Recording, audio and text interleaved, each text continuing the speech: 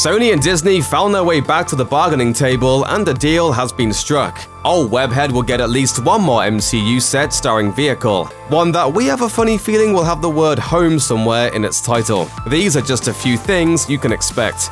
Details about Spider-Man's third solo outing in the MCU are exceedingly slim. Surprisingly though, we already know the film's release date, as it was announced the same time that Marvel and Sony went public with the renewing of their shared custody deal. Spider-Man's next web-slinging adventure will hit the big screen on July 16th, 2021. At least that's where it's slotted at the moment. It's possible it could be pushed off to a later date for a couple of reasons. First, Marvel's 2021 slate is already pretty crowded. Previously announced to be on tap for that year are Shang-Chi and the Legend of the Ten Rings on February 12th, Doctor Strange in the Multiverse of Madness on May 7th, and Thor Love and Thunder on November 5th. If Spidey 3's release date holds up, it would mark the first time Marvel has released 4 MCU pictures in the same year, which even the most hardcore fans might see as crowding the market. And that's before we even get to that year's Disney Plus output. Also, that summer will see the release of another highly anticipated superhero film, Matt Reeves' The Batman, which hits screens on June 25th. The Robert Pattinson starring flick will be the first Batman solo film in nearly a decade. While Marvel has every reason to be confident in the web-slinger's ability to kill it at the box office, there would be no shame in rethinking putting him up against The Dark Knight.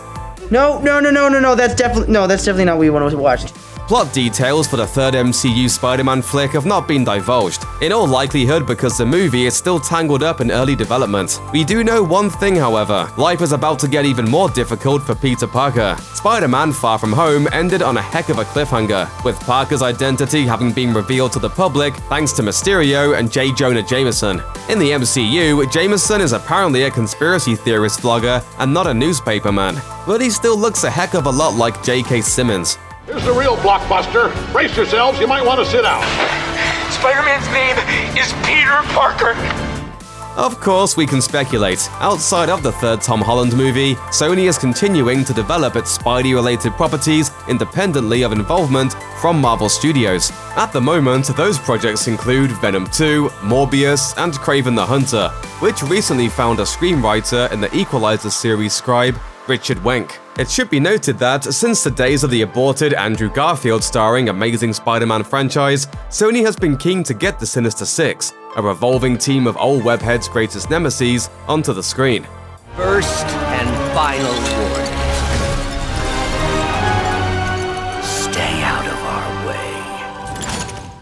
With all of the spider wheelings and dealings that have gone on in recent months, fans could be forgiven for being a bit confused as to the nature of Sony and Marvel's relationship at this point. Follow us here. Venom, which starred Tom Hardy and featured exactly no references to Spider-Man, surprised everyone by grossing over $850 million worldwide, despite lukewarm reviews. Morbius, a solo vehicle for the living vampire and longtime Spidey nemesis, which Sony has on tap for 2020, may very well follow suit. Both films are part of the thus far Spidey-less Sony universe of Marvel characters. Everyone knows that the MCU reigns supreme, so why not engineer a crossover between the two universes? In fact, this may very well be what's happening, and if so, Spider-Man 3 will likely be a focal point of the strategy. No less an authority than Marvel Studios head honcho Kevin Feige has teased that Spidey is, quote, the only hero with the superpower to cross cinematic universes, and in the past, he's suggested that Hardy's Venom and Holland's Spidey could one day meet on the big screen. It's all but certain that the two studios are busy hashing out the details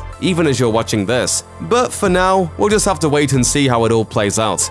One of Spider-Man Far From Home's biggest twists came during the flick's post-credit scene, when it was revealed that the Nick Fury and Maria Hill would seen for the entirety of the film were, in fact, Skrull imposters, assigned to Parker by the real Fury, who was busy, well, in space, tending to some secret mission or another on a ship full of Skrulls. All of this while being extremely shoeless. Got my shoes!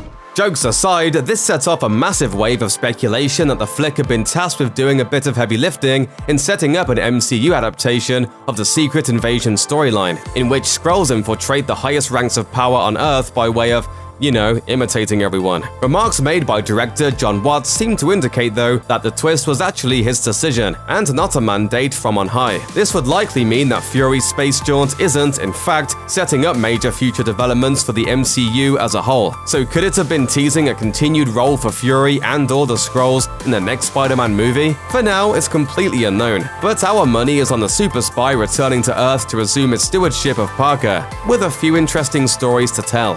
When Sony and Marvel made up, the first question on fans' minds was the obvious one: for how long? All we know for certain is that, aside from his third solo venture, Spidey will appear in at least one more Marvel Studios film. Beyond that, the future is a question mark. Considering that the MCU and Sony's universe of Marvel characters are finally making overtures toward recognizing each other's existence, though, there are a few ways it's likely to go. The studios could, as previously mentioned, find a viable narrative for the character to switch cinematic universes, or, as Deadline has suggested, they could form a loose connection, with a kind of call-and-response aesthetic, which would keep the franchises largely separate, but tangentially connected. Or, if the two studios can truly see their way clear to giving the fans what they want, the two universes could merge, with Sony's established characters being absorbed into the MCU. It seems like a pretty slight possibility, and it might be. But it also appears to be the option likely to generate the maximum amount of box office dollars. So we're going to go ahead and call it not impossible.